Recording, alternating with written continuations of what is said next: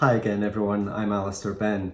Now, 40 years ago when I started taking photographs as a teenager in the Scottish Highlands, I didn't have any formal training at all. I had a little Olympus SLR loaded with Velvia or similar at the time, and I just went out into the field and found things that I engaged with very little training in composition or no training in composition, and certainly no technical training in exposure and anything else.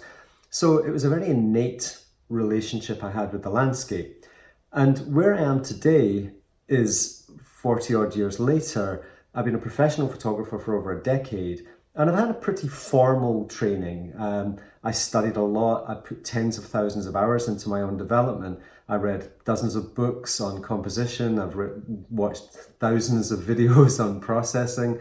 I've spent tens of thousands of hours on my own working through problems, thinking about things and trying to find my own innate relationship with this art form.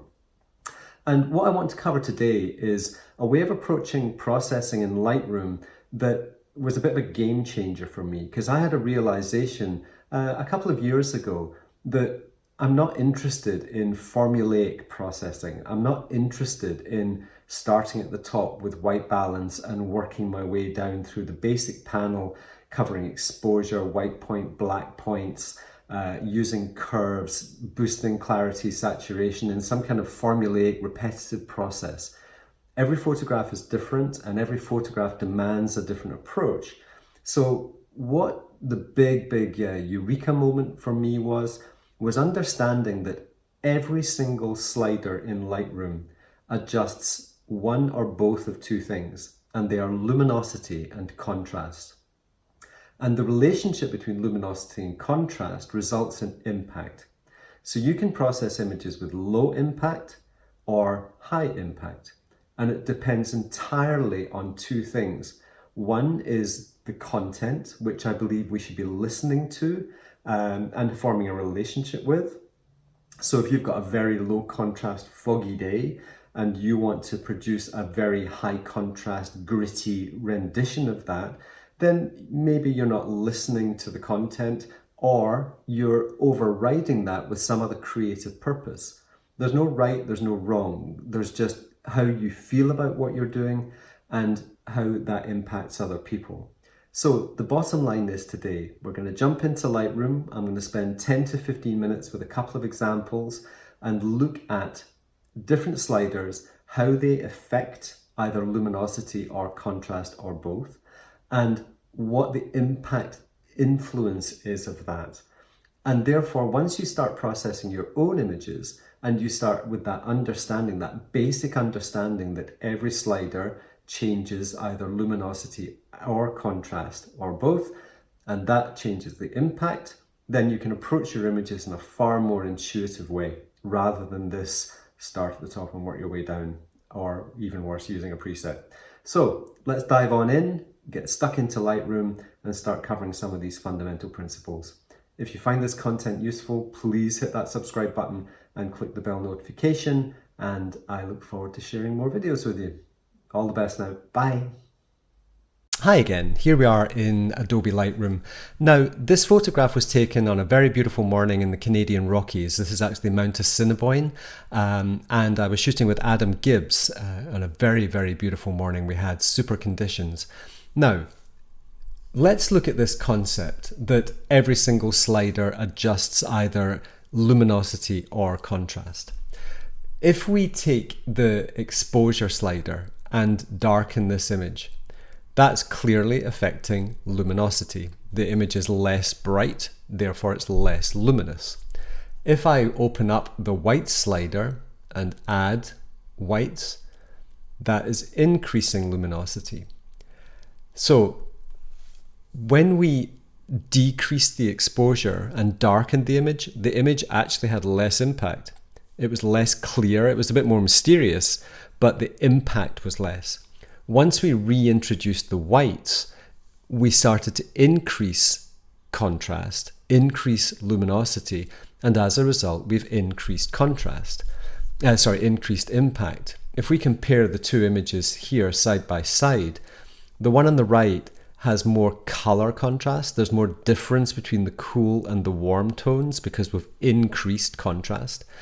And we've increased the luminosity of the snow, and we've increased the luminosity of the grasses in the foreground, and therefore the image has more impact.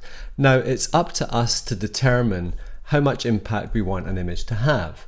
So if I come in with a gradient and just pull that up, and if I just increase the whites more, then I'm increasing luminosity in the foreground, which is increasing the overall impact of the image. Now, the second thing this has done is it's actually created more three-dimensionality, because things in the front of images are typically brighter than those in the back. Just that's the way light works. So very quickly we've come in and we've only made 3 adjustments. We've darkened the image, we've then added whites, and then I brought in a gradient from the bottom, increasing luminosity again. And this image clearly has more impact than it did when we started. Now, it's important to look at some of these other sliders. If I take the vibrance slider and pull it to the right, vibrance is like a saturation slider, so it's increasing the saturation of some of the less saturated colors. We have more impact again, more saturation, more vibrance, more impact. If I grab the clarity slider and pull that to the right, and everything gets a little bit more clear, the image again, we've increased contrast, we've actually increased microluminosity by creating that little micro contrast in the clarity slider. And that again is increasing contrast, increasing luminosity, and as a result, we increase impact. Now, if I take these sliders to the left, so that's moving the clarity slider to the left, which is reducing micro contrast. And if I take the, sorry, that was the dehaze, I don't want to touch that. If I take that vibrance slider back to the left also, I've now created a very, very diffused version of this file, which has a completely different impact. Now, I'm using this word impact to be like a quantitative thing, in that higher contrast, higher luminosity equals more impact. It's worth remembering that impact can be gentle and subtle as well. It can be impactful in a meaningful way and an emotional way, rather than hitting people in the face with a sledgehammer way. And this is the personal intent that we all have as landscape photographers. Some people will definitely prefer this version of the file, which has less kind of contrast and certainly less luminosity, but it's a more gentle, holistic, calming.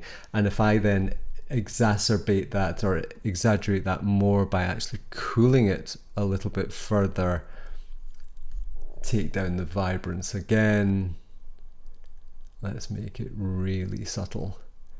You know, you can go down this type of route where you end up producing super, super mellow, very, very calming and ethereal images.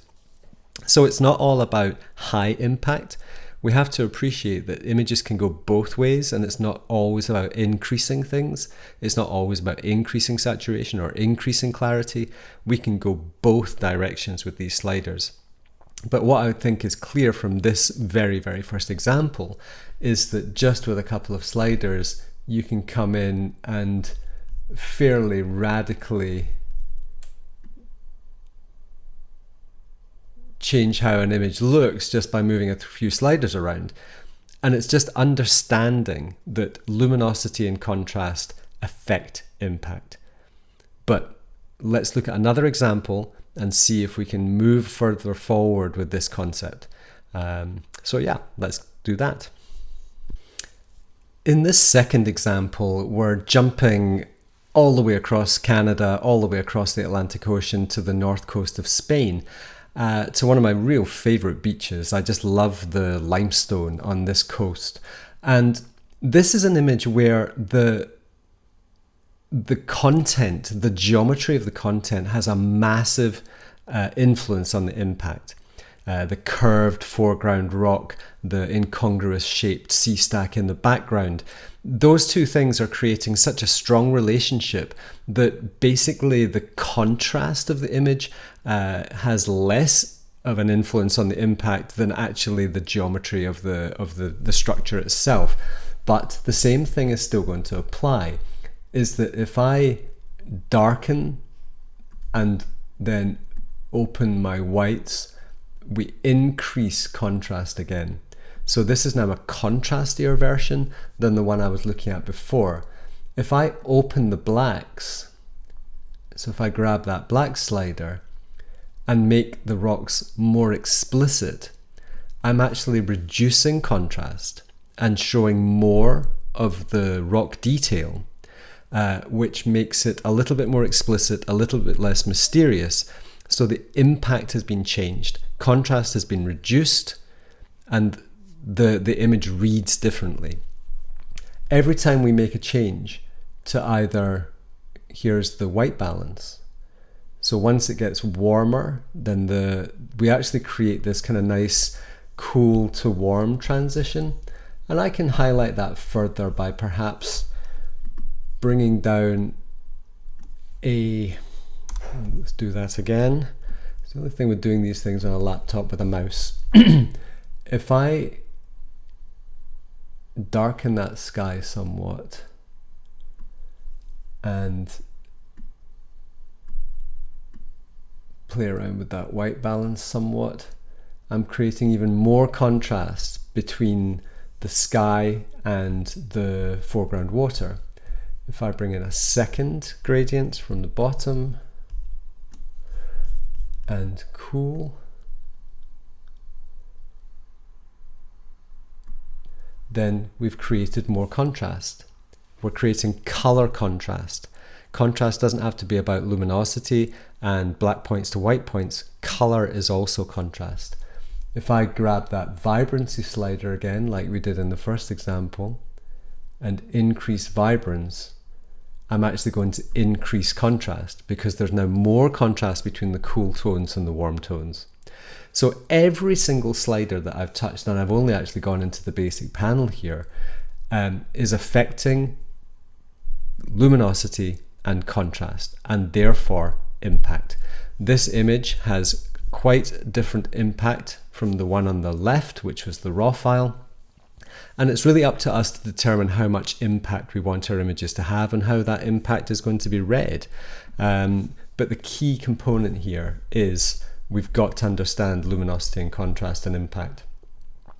So yeah, that's very much the lesson for today. What I would urge you to do is to get into Lightroom with your own images and look at each individual slider and think to yourself, how is that changing luminosity and contrast? And how is that changing impact?